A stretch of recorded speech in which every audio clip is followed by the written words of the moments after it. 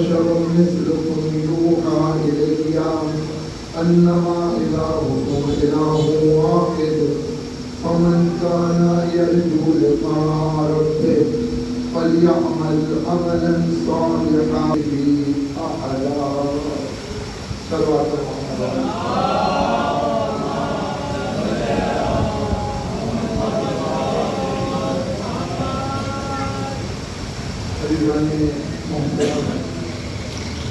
تو ہم نے مان لیا کہ یہ حدیث قدسی ہے، اور جہاں پیغمبر نے کہہ دیا کہ یہ مفہوم بھی میرا ہے اور الفاظ بھی میرے ہیں، تو ہم نے مان لیا کہ یہ پیغمبر کی حدیث ہے.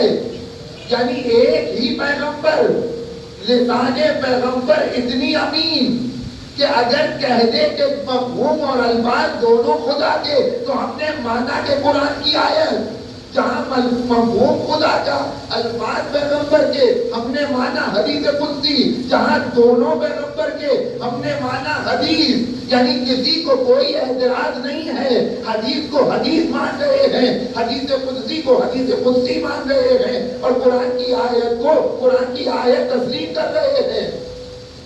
وہی پیغمبر، مانا کہ نہیں مانا، وہی پیغمبر کہ جس نے اپنے سے پہلے بتایا کہ 1,23,999 نبی ان سے پہلے گزرے ہیں.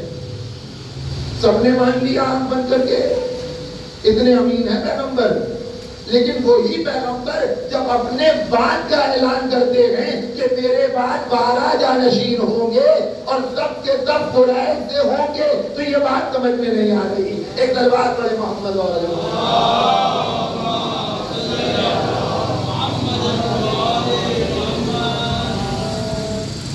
ایک دربار اور پڑھے محمد اور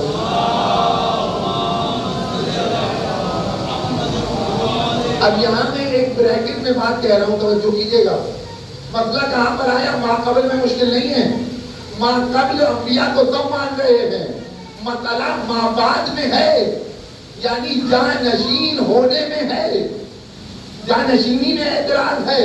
جانشینی میں اعتراض یعنی جو گزر گئے ان پر کسی کو کوئی اعتراض نہیں ہے، جو آنے والا ہے اس پر اعتراض ہے.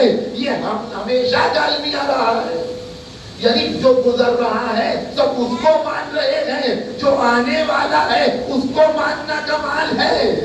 میرے عزیزوں، آج رہبر معظم کی تشییع جنازہ ہوئی، آج سب رہبر کر رہے ہیں. کل جس کو رہبر جو مان رہا تھا وہ کمال ہے. آج ہمارا کمال یہ ہے کہ آج کے رہبر کو رہبر مانے. ایک تلوار پڑے محمد و آل محمد.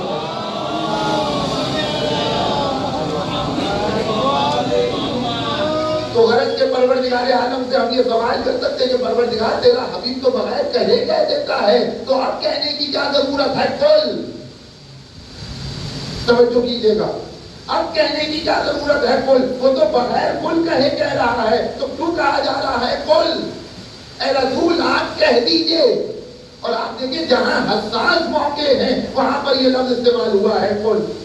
جہاں پروردگار عالم نے اپنی توحید کو بتانا چاہا تو وہاں پر بھی لفظ قل استعمال ہوا. قل هو اللہ احد، کہو کہ اللہ ایک ہے. اور جہاں پیغمبر کی رسالت کو بیان کرنا چاہا وہاں پر بھی لفظ قل استعمال ہوا. قل انما انا بشر مثلکم یوحی الی. اس لیے کہ جب بشر کے ساتھ وہی متصل ہو جائے تو نتیجے میں رسالت سامنے آتی ہے. تو یہاں پر بھی لفظ قل استعمال ہوا، اور جہاں اہل بیت کی مودت کی بات آئی وہاں بھی قل استعمال ہوا. قل لا اسألکم علیہ اجرا الا المودۃ فی القربى. ایک تلوار پڑے محمد اور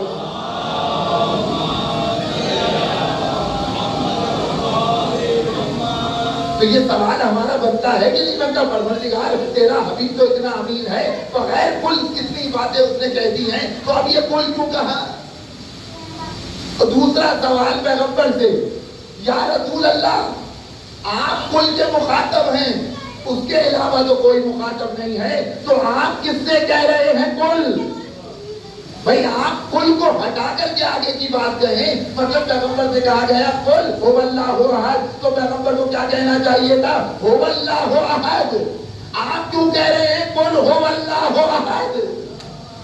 بھئی جیسے آپ بچے کو کلمہ یاد کراتے ہیں کہو بیٹا اللہ ایک، تو بیٹا بھی کہہ دیتا ہے کہو بیٹا اللہ ایک. ارے تم سے کہا ہے کہ کہو بیٹا یہ تمہارے لیے ہے، تم فقط ایک کہو.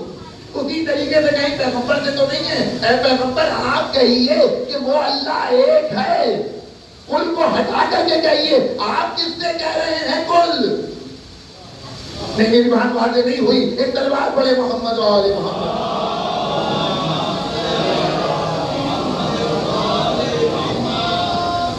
بھئی دو سوال بنتے، ایک تو پروردگار سے تیرا حبیب اتنا امین ہے جو بغیر کل کے اتنی باتیں پہنچا رہا ہے تو کل کہنے کی کیا ضرورت ہے؟ دوسرا سوال پیغمبر سے، جب آپ کل کے مخاطب ہیں تو آپ کل کو حد کر کے وہ بات کہیے جو کل کے بعد ہے مقبولہ. آپ بھی کہہ رہے ہیں مثلا کل هو اللہ احد، تو آپ کس سے کل کہہ رہے ہیں؟ عجب نہیں پیغمبر آواز دیں. میں یہ بتانا چاہتا ہوں کہ بعض لوگ آنے والے آئیں گے اور آنے والا آیا اور تخت خلافت پر بیٹھ کر اس نے کیا کہا کہ لعبت ہاشم بالملک فلا خبر جاء ولا وحی نزل. یہ بنی ہاشم نے کھیل کھیلا تھا حکومت حاصل کرنے کے لیے، نہ ان پر کوئی خبر آئی تھی اور نہ کوئی وحی آئی تھی.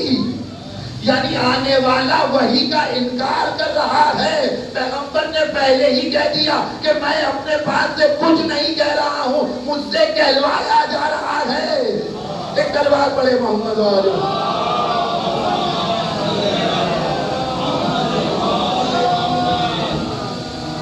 تو پہلی منزل کل، اے رسول آپ کہہ دیجئے. دوسری منزل انما انا بشر مثلکم، اور جو دوسرا لفظ ہے بڑا سنگین ہے میرے عزیزو. انما جو حصر کے لیے آتا ہے، یعنی جب بات کو محدود کیا جائے تو وہاں یہ لفظ انما استعمال ہوتا ہے.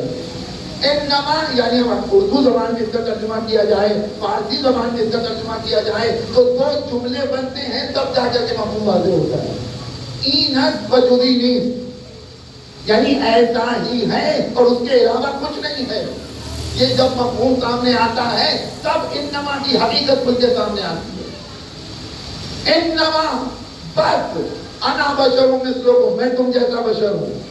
اور یہ لفظ بھی بہت مہم جگہوں پر استعمال ہوا ہے. جہاں خدا نے اپنی ولایت کا اقرار کروایا اور اپنی ولایت کو منوایا اور بتایا تو وہاں لفظ انما استعمال کیا. انما ولیکم اللہ ورسولہ. جہاں اپنی ولایت کی بات آئی وہاں پر بھی لفظ انما استعمال کیا، اور جہاں پیغمبر کی رسالت کی بات آئی تکرار ہو رہی ہے کہ قل انما انا بشر مثلکم. اور جہاں اہل بیت کی طہارت کا مسئلہ آیا وہاں پر بھی لفظ انما کہ انما یرید اللہ لیذھب عنکم الرجس اہل البیت ویطہرکم تطہیرا.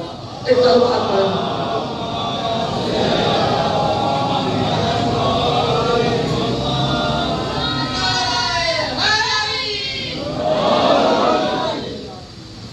کہ یہ الفاظ یہ قرآن کے الفاظ ہیں، یہ کسی خطیب کی خطابت نہیں ہے جو منہ میں آ گیا بہ گیا، ایسا نہیں ہے. ہر لفظ اپنے مقام پر معجزہ ہے. قل انما، اے رسول آپ کہہ دیجئے بس، کیا کہہ دیجئے بس کہ انما انا بشر مثلکم، کہ میں تم جیسا ہی بشر ہوں. آپ میں سے کس کا تجربہ ہے کہ کسی نے آپ سے آ کے کہا ہو کہ بھیا میں تم جیسا ہی بشر ہوں؟ کہا ہے کسی نے؟ ذرا معاف کیجیے گا کہ میں آپ کے جیسا ہی انسان ہوں، کہا ہے؟ اگر کوئی آ کر کے کہہ دے کہ میں آپ کی جیسا انسان ہوں تو آپ گھوم کے دیکھیں گے نہیں خیریت تو ہے، وہ تو دکھ رہے ہیں آپ ہمارے جیسے ہیں، تو کہہ کیوں رہے ہیں کہ آپ جیسے ہی ہیں؟ یہ پیغمبر سے کیوں کہلوایا گیا اور انما کے ذریعے کہلوایا جا رہا ہے کہ اے رسول آپ کہہ دیجئے کہ میں تمہارے ہی جیسا ہی بشر ہوں. مسئلہ کہاں پر ہے؟ مسئلہ یہ ہے قرآن نے اس کو بیان کیا میرے عزیزو، آیت آیت کی تفسیر کرتی ہے. ایک مقام پر قرآن نے کہا کہ قالت الیہود عزیر ابن اللہ، یہود کہتے ہیں کہ عزیر خدا کے بیٹے ہیں. پروردگار عالم نے اس بات کو محفوظ کیا ہے کہ جب عزیر اور عیسیٰ کو دیکھ کر کے لوگ ان کو خدا کا بیٹا کہہ رہے ہیں، تو جب بقرے عیسیٰ اور عزیر کو دیکھیں گے تو کہیں خدا نہ کہہ دیں، تو ہم کہلوا رہے ہیں اے رسول آپ کہہ دیجئے کہ میں تمہارے ہی جیسا ایک بشر ہوں۔ ایک تلوار پڑے محمد و آل محمد۔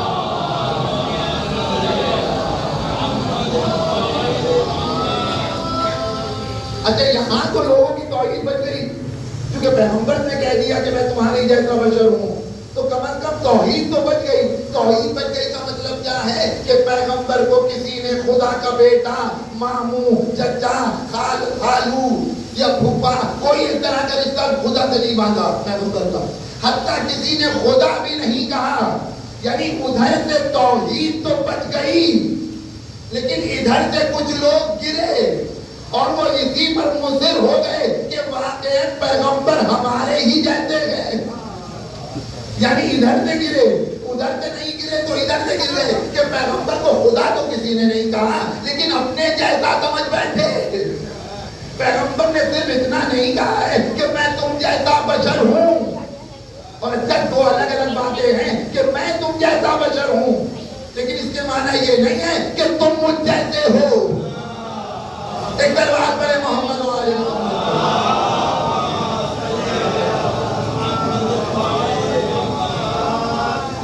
مثلا قرآن کی آیت ہے کہ خدا تمہارے ساتھ ہے، تم کہیں بھی رہو خدا تمہارے ساتھ ہے۔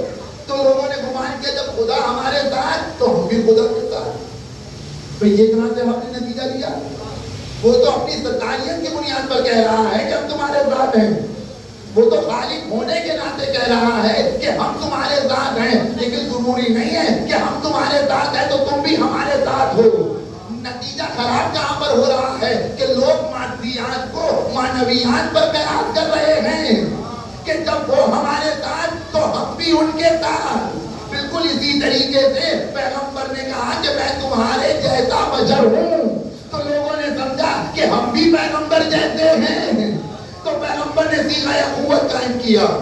صیغہ اخوت قائم کیا تو کسی کو اپنا بھائی نہیں بنایا کہ کہیں لوگوں کا گمان یقین میں نہ بدل جائے کہ جو یہ گمان کر رہے ہیں کہ ہم پیغمبر جیسے ہیں، یہ گمان یقین میں نہ تبدیل ہو جائے۔ تو پیغمبر نے کسی کو اپنا بھائی نہیں بنایا، اسی کو بھائی بنایا جو واقعی پیغمبر جیسا تھا۔ ایک تلوار پڑے محمد و آل۔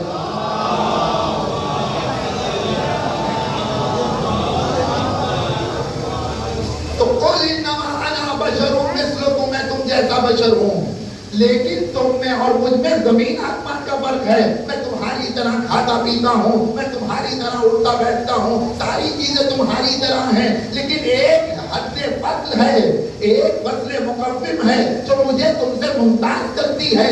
یوحا الیہ، مجھ پر وحی آتی ہے، تم پر وحی نہیں آتی۔ وحی آنے کے معنی یہ ہے کہ میرا رابطہ پروردگار سے بھی ہے، اور میں تم جیسا بشر ہوں کا مطلب یہ ہے کہ میرا رابطہ تم سے بھی ہے۔ تم میں صلاحیت نہیں ہے کہ تم براہ راست خدا سے رابطہ برقرار کرو۔ خدا نے مجھے اور تمہارے درمیان واسطہ قرار دیا ہے کہ میں پروردگار سے احکام کو لوں اور تم تک پہنچاؤں۔ ایک تلوار پڑے محمد و آل۔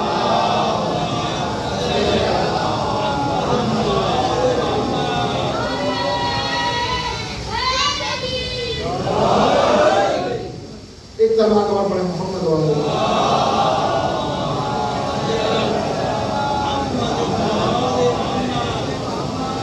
تو قل انما انا بشر مثلکم یوحا الیہ، میرا رابطہ پروردگار سے ہے۔ تم میں سے کون ہے کہ جس کا رابطہ پروردگار سے ہے؟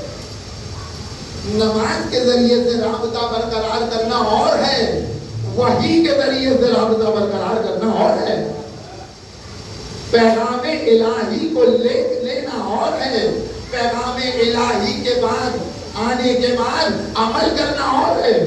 تو غرض کے قل انما انا بشر مثلکم یوحا الیہ، اس کے بعد والی منزل بڑی سنگین ہے کہ انما الہکم الہ واحد، بس یہاں پر بھی انما ہے، یعنی انما کے سائے میں ہے، اور اس کے اندر بھی وہی حسر کا معنی پایا جاتا ہے.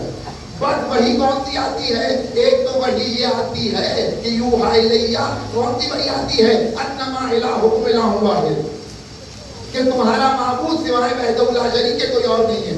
یہ ایسے ہی ہے. قرآن بھرا پڑا ہے کہ نہیں بھرا پڑا؟ کتنے احکام بیان کیے ہیں، کلامی مسائل قرآن کے اندر ہے کہ نہیں، اخلاقی مسائل قرآن کے اندر ہے کہ نہیں، کیا حلال ہے، کیا حرام ہے، کیا صحیح ہے، کیا غلط ہے، کیا عبادت ہے، کیا شقاوت. وہی یہ آئی ہے کہ تمہارا معبود سوائے وحدہ لا شریک کے کوئی اور نہیں ہے. کیسے حل کریں گے؟ اس کے معنی یہ ہے کہ جتنی بھی چیزیں ہیں یہ ساری کی ساری چیزیں پلٹتی ہیں توحید کی طرف. چاہے نبوت ہو، چاہے رسالت ہو، چاہے امامت ہو، یہ سب پلٹتی ہیں توحید کی طرف. یعنی امامت کا بیان بھی توحید کو بیان کر رہا ہے، رسالت کا بیان بھی توحید کو بیان کر رہا ہے، ولایت کا بیان بھی توحید کو بیان کر رہا ہے. یعنی وہی صرف آتی ہے کہ خدا واحد ہے، توحید کو بیان کر رہی ہے. کوئی اخلاقی عمل بھی بیان ہو رہا ہے تو وہ بھی توحید کی طرف پلٹ رہا ہے. اور اگر کسی کی توحید صحیح نہیں، آپ دیکھیے کتنے مسائل نظر آتے ہیں. بعض لوگ اخلاق سے بد اخلاق نظر آتے ہیں، بعض لوگ عمل سے بد عمل نظر آتے ہیں، بعض لوگ عقیدے سے بد عقیدہ نظر آتے ہیں. کیوں؟ کیونکہ ان کی توحید صحیح نہیں ہے. آپ جا کر کے دیکھ لیں، توحید کا مسئلہ حل نہیں ہے ان کے لیے. توحید یعنی خدا کو ایک ماننا، خدا کو ایک کہنا اور ہے، خدا کو ایک ماننا اور ہے. تو خدا کو ایک ماننا اور ہے، خدا کو ایک تسلیم کرنا اور ہے. مثلاً آپ جو نماز میں کہتے ہیں اللہ اکبر، اللہ اکبر، اللہ اکبر ہو رہا ہے. مکے میں اللہ اکبر ہو رہا ہے کہ نہیں ہو رہا؟ مدینے میں کون سی ایسی مسجد ہے کہ جہاں پر اللہ اکبر نہیں ہو رہا؟ اللہ اکبر کے معنی کیا ہے؟ اللہ بڑا ہے. کس سے بڑا ہے؟ یہ کبھی بحث نہیں ہے، اس پر میں وقت نہیں ہے کہ آپ کے سامنے بیان کروں. آپ مستحضر ہیں. اللہ سب سے بڑا ہے. تو اللہ جب سب سے بڑا ہے، آیا یہ صرف کہنا کافی ہے یا اس کو تسلیم کرنا ہوگا؟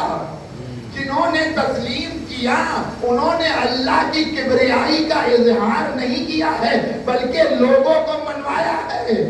اور جنہوں نے صرف اللہ اکبر کہا ہے وہ کبھی امریکہ کے سامنے جھکتے ہوئے نظر آ رہے ہیں، کبھی اسرائیل کے سامنے جھکتے ہوئے نظر آ رہے ہیں. ایک ملک ہے جس نے اللہ کو اکبر مانا تھا، اس نے کہا نہ امریکہ بڑا ہے نہ اسرائیل بڑا ہے، اگر کوئی بڑا ہے تو اللہ بڑا ہے. ایک تلوار پڑے محمد والے.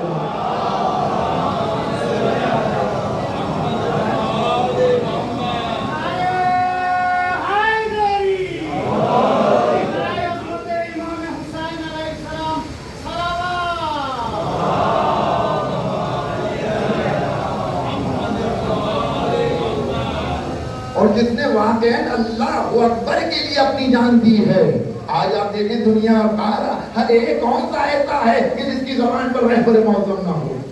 اور یہ قرآن کا وعدہ ہے میرے عزیزو، کوئی تکلف اور تعارف کی بات نہیں ہے. قرآن کا وعدہ سچا ہے. قرآن نے کیا کہا؟ فاذکرونی اذکرکم، تم مجھے یاد کرو میں تمہیں یاد کروں گا. رہبر نے اپنی زندگی میں یاد الہی کو اتنا بتایا کہ آج پوری دنیا رہبر کر رہی ہے. صلوات پڑھے محمد اور محمد.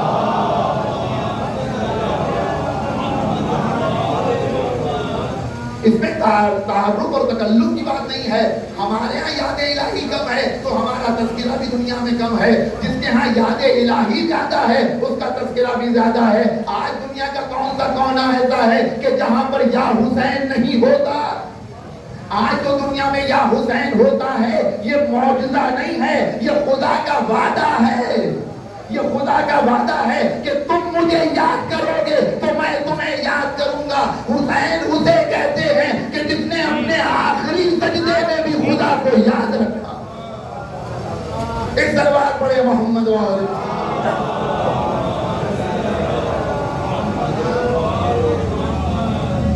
आखिरी सजदे में भी कि जहां पर तीरों पर लाशा है, वहां पर भी इलाही व सैयदी व मौलाई ला माबूद सिवाक। तो जब इंसान ऐसे मरहले में भी खुदा को याद रखे तो फिर खुदा का वादा ये है कि मैं कायनात के जब्बे जब्बे में या हुसैन ना करवा दूं तो मुझे खुदा ना कहना। एक सलवात पढ़े मोहम्मद वाले।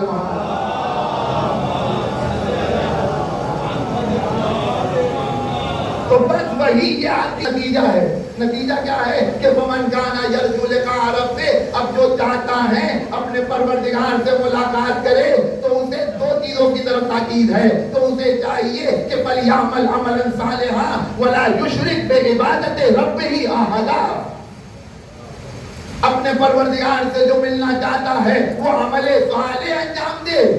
याद रख के बताइए, जो अमले सालेह है और जो अपने रब की इबादत में किसी को शरीक करार ना देना है, ये दो अलग अलग चीजें हैं या एक चीज है? फलयामल अमलन सालिहा, जो अपने परवरदिगार से मिलना चाहता है उसे चाहिए कि वो अमले सालेह अंजाम दे। और दूसरा काम क्या करे? वला युशरिक बिइबादति रब्बिही अहदा, और अपने रब की इबादत में किसी को शरीक करार न दे। ये दो अलग अलग चीजें हैं या एक चीज है? भाई जब इंसान अमले सालेह अंजाम देता है, अमले सालेह यानी क्या? यानी आपका अमल दो हाथ से खाली नहीं है, या अमल अमले सालेह है या शिर्क है। इस कुरान की रोशनी में, इस आयत की रोशनी में, यानी मैं जो खिताबत कर रहा हूँ ये अमल अमले सालेह है या शिर्क है। ऐसा नहीं हो सकता कि वरना फर्ज अदा इसलिए बिठाया गया है क्योंकि मतलब बाप दादा बिठा रहे थे, अब हमारी मजबूरी है, पोतों की मजबूरी बन गई जब ये अशरा करना है। मतलब खुदा ना खाते मैं मिसाल दे रहा हूँ, एक तलवार पड़े मोहम्मद वाला।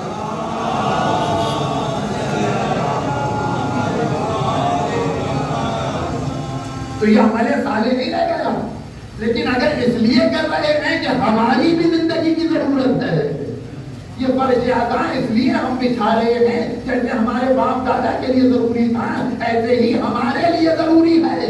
भाई जैसे खाना पीना जिंदगी की जरूरत है, उसी तरीके से फर्ज अदा का बिछना हमारी रूह की बका के लिए जरूरी है। आप में से कौन है कि जब आपसे पूछते कि भाई खाना क्यों खाते हैं, आप क्या कहते हैं? क्योंकि बाप दादा खाते आ रहे थे, जबकि बाप दादा भी खाते आ रहे थे। लेकिन ये तो नहीं कहते आप, बल्कि क्या कहते हैं? क्योंकि जिंदगी की जरूरत है। पानी क्यों पीते? जिंदगी है। भाई बाप दादा भी पीते आ रहे थे, लेकिन हम ये जवाब तो नहीं देते, बल्कि कहते हैं कि हमारी जिंदगी की जरूरत है।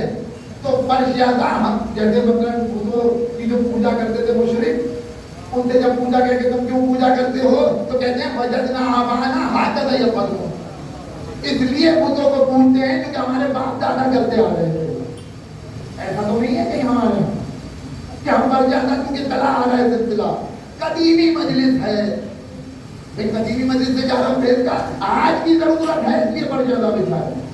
जो कदीम में जो लोग कर रहे थे वो अपनी जरूरत को पूरी कर रहे थे, आप अपनी जरूरत को पूरा कर रहे हैं। एक तलवार पड़े मोहम्मद वाला।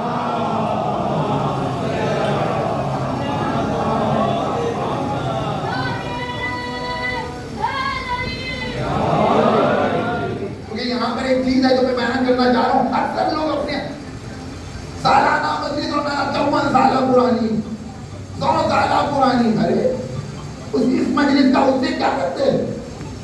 यानी आप क्या बताना चाह रहे हैं कि 100 साल से पुरानी, यानी 100 साल से हम फर्ज अदा बिता रहे हैं, यानी आप ये बताना चाह रहे हैं कि आपकी वजह से फर्ज अदा बाकी है, यानी फर्ज अदा और अदा आपकी वजह से बाकी है। ऐसा नहीं है, बल्कि अदा की वजह से हम बाकी हैं। इस अदा ने हमें जिंदा रखा हुआ है। आज रहबर जो शहीद हुए हैं मगर जिंदा है इसी अदा की वजह से। आज तो दुनिया में ईरान ने इनकलाब को लोहा मनवाया है वो इसी फर्ज अदा की वजह से। ये मैं नहीं कह रहा हूँ, इमाम खुमैनी का जवाब है। जब उनसे पूछा गया कि इतना बड़ा इनकलाब आपने कैसे पैदा کیا تو انہوں نے یہی جواب دیا ماں حلقے داری المحرم و ظفر داری، یعنی ہمارے پاس جو کچھ ہے وہ محرم اور ظفر کا نتیجہ ہے۔ ایک دربار پڑے محمد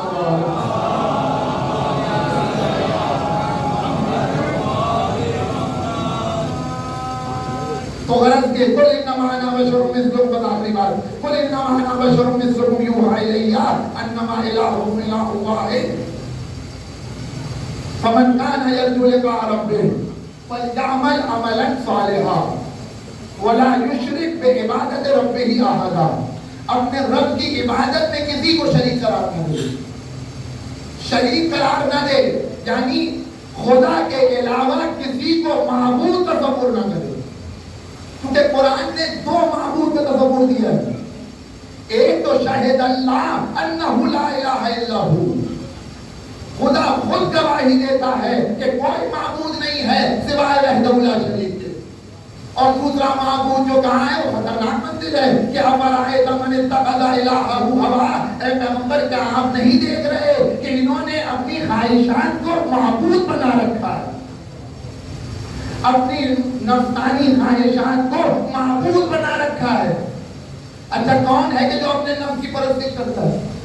آپ دنیا میں آپ نے دیکھا ہوگا کوئی بتوں کو پوج رہا ہے، کوئی جانور کی پوجا کر رہا ہے، کوئی آگ کے سامنے جھک رہا ہے، کوئی جانور ہو رہا ہے، یعنی الگ الگ پوجا کرنے والے پوجا کر رہے ہیں۔ کوئی ہے ایسا جو کہے کہ میں اپنے نفس کی پرستش کر رہا ہوں؟ قرآن نے کہیں نہیں کہا کہ مثلاً سورج کو الہ، قرآن نے نہیں کہا ہے مثلاً جانور کو الہ، دو تصور دیے ہیں، یا تو خود کو معبود کہا یا اس معبود کے مقابلے میں جو دشمن لایا ہے وہ خود اپنا نفس ہے، یعنی خواہشات نفسانی کی پیروی کو قرآن الہ کہہ رہا ہے۔ بات کہی نہیں جاتی، بات سمجھی جاتی ہے۔ قرآن بات یعنی کہ کوئی کہتا تھوڑی کہ ہم مطلب بتوں کو پوج رہے ہیں یا نفس کو پوج رہے ہیں، بلکہ حقیقت کو قرآن بیان کر رہا ہے۔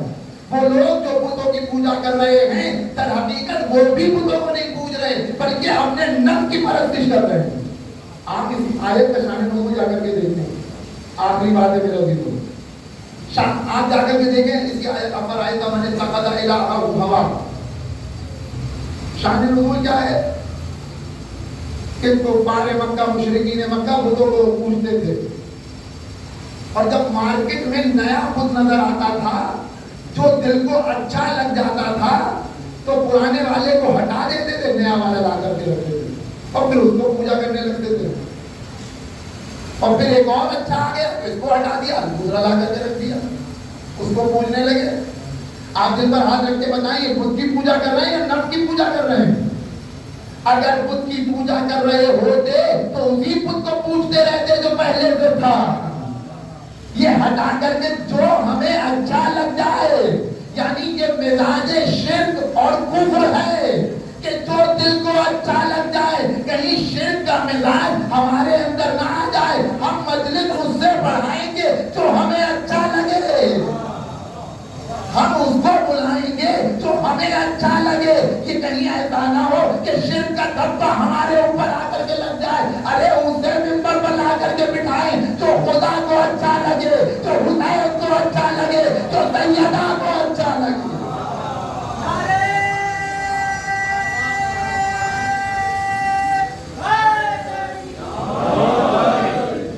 یعنی اس سے گفتگو کروانا پسند کریں گے جو ہمارے مطلب کی بات کرے،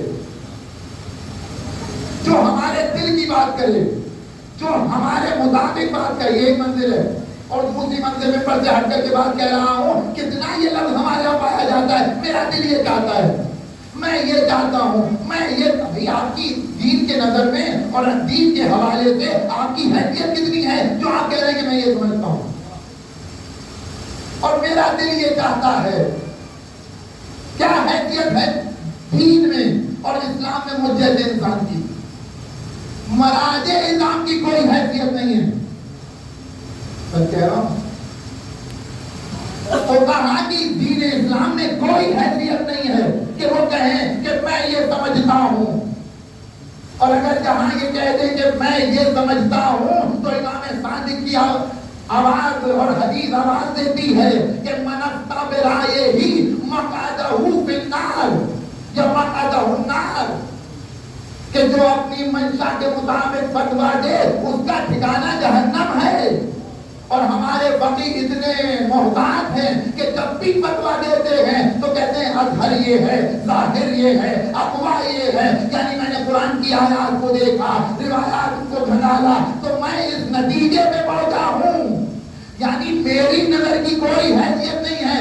اگر دین اسلام میں کسی کو اس بات کی اجازت ہے کہ وہ کہے کہ میرا دل یہ چاہتا ہے، وہ صرف 14 ہیں، 15واں پیدا نہیں ہوا۔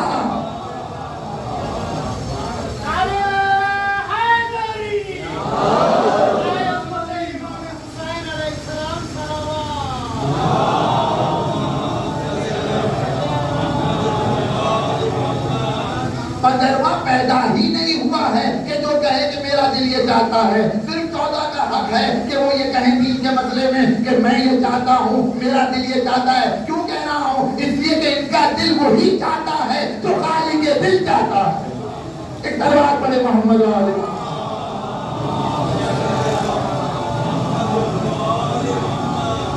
بس میرے عزیزو، گفتگو بہت زیادہ ہے لیکن وقت تمام ہو گیا، اور اسی پیغام کو لے کر کے حسین کربلا کے میدان میں آئے کہ لوگ عمل صالح انجام دیں، لوگ اس کی عبادت میں کسی کو شریک قرار نہ دیں۔ حسین ابن علی نے کربلا کے میدان میں اپنا بھرا گھر لوٹا دیا، صرف اسی لیے کہ لوگ سیدھے راستے پہ چلیں، لوگ خدا کے مقابلے میں کسی کو خدا نہ مانیں۔ یہی تو آخری سجدے میں کہا تھا، الہی و سیدی و مولائی لا معبود سوا، یا غیاث المستغیثین، تیرے علاوہ کوئی معبود نہیں ہے میرا۔ اسی کے لیے، اسی پیغام کو لے کر کے حسین کربلا آئے ہیں، اور کربلا میں اکبر سے لے کر اصغر تک سب قربان کر دیا۔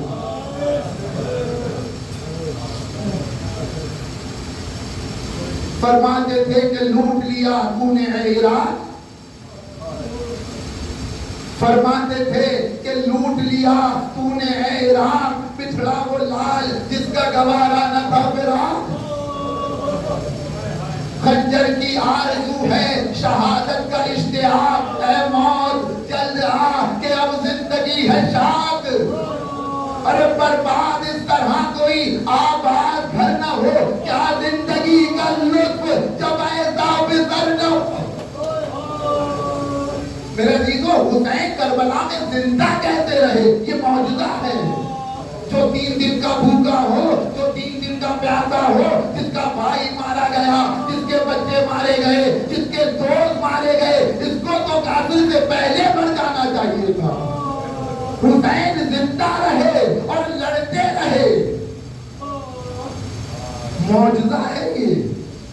ایک پروفیسر تاریخ کے گزرے ہیں، بس یہ واقعہ سن لیں، مجلس تمام ہو گئی۔ تاریخ کے پروفیسر ہیں، جب بھی محرم آتا تھا تو اپنے اسٹوڈنٹ کے سامنے واقعہ کربلا کو بیان کرتے تھے، تاریخی حیثیت سے، مصائب کا پہلو نہ آنے پائے۔ لیکن کیا ممکن ہے کہ کوئی کربلا کو بیان کرے اور مصائب کا پہلو نہ آئے؟ تو اکثر اسٹوڈنٹ کے سامنے رو دیا کرتے تھے۔ باہر کلاس سے ایک ماہر نفسیات کو جاننے والا پروفیسر گزرا، اس نے اکثر دیکھا کہ یہ پیر صاحب جو تاریخ کے پروفیسر ہیں اکثر کلاس کے اندر رو دیا کرتے ہیں۔ ایک دن ان سے رہا نہ گیا، کلاس میں داخل ہوئے، کبیر صاحب میں نے اسٹوڈنٹ کے سامنے آپ کو اکثر روتے دیکھا ہے، بہت مرتبہ میں نے اوائڈ کیا، لیکن آج پوچھے بغیر نہیں گزروں گا، آپ بتائیں رونے کی وجہ کیا ہے، رونے کی مرضی کیا ہے؟ پہلے تو انہوں نے کہا کہ نہ بتائیں، لیکن جب اصرار بڑھا تو انہوں نے کہا کہ اچھا تو مجھے یہ بتا، تو ماہر نفسیات ہے، نفسیات کو انسان کی جو نفسیات ہیں ان کو مجھ سے بہتر جانتا ہے، میرے ایک سوال کا جواب دے دے۔ کیا بتائیے کیا سوال ہے؟ کیا سوال یہ ہے کہ ایک شخص ہے کہ جس کی عمر 57 برس ہے، 90 ڈگری فارنہائٹ کا ٹیمپریچر ہے، اس کا دوست مارا گیا، اس کے بچے مارے گئے، اس کے بھائی مارے گئے، 3 دن کا بھوکا ہے، 3 دن کا پیاسا ہے، لاشوں پہ لاشیں اٹھا رہا ہے. ارے ذرا بتائیے یہ انسان زندہ کب تک رہے گا؟ اتنا سننا تھا وہ پریشان ہو گئے. ارے سوال ایسے نہ کیجیے، مجھے لکھ کے دیجیے. انہوں نے وہ پورا سوال لکھ کر کے اسے دے دیا اور وہ چلا گیا. 400 پیج کی کاپی 8 مہینے کے بعد لے کر کے پھر کلاس میں آیا. میر صاحب آپ یہ سمجھ رہے تھے کہ میں آپ کا سوال بھول گیا ہوں؟ نہیں نہیں، میں اپنے پارٹ ٹائم میں اس کو حل کرنے کی کوشش کرتا تھا، لیکن میر صاحب مجھے معاف کیجیے گا، میں اس انسان کو زندہ نہ رکھ سکا. یعنی جو انسان کے اندر طاقتیں ہیں اس حساب سے اسے مر جانا چاہیے. تو میں نے فرض کرنا شروع کیا شاید کسی نے پانی دے دیا ہو. جب یہ اپنے جوان کے لاشے پر آیا ہوگا، سینے سے انی کھینچی ہوگی تو کسی کو ترس آ گیا ہوگا، شاید کسی نے پانی پلا دیا ہو. جب یہ نہر کے کنارے آیا ہوگا اور علم کو لے کر چلا ہوگا، شاید ترس کھا لیا ہو اور کسی نے پانی دے دیا ہو. لیکن پیر صاحب اگر اسے کسی نے پانی پلا بھی دیا ہو تو جب یہ اپنے 6 مہینے کے بچے کو دفن کرے گا تو قبر سے اٹھ نہیں سکتا، گر کے مر جائے گا. انہوں نے سینہ پیٹا. ارے کیا کہتے ہو، یہ اٹھتا بھی ہے، اس نے جنگ بھی کی ہے، خنجر کے نیچے زہرا کا لاش 12 ضربوں سے.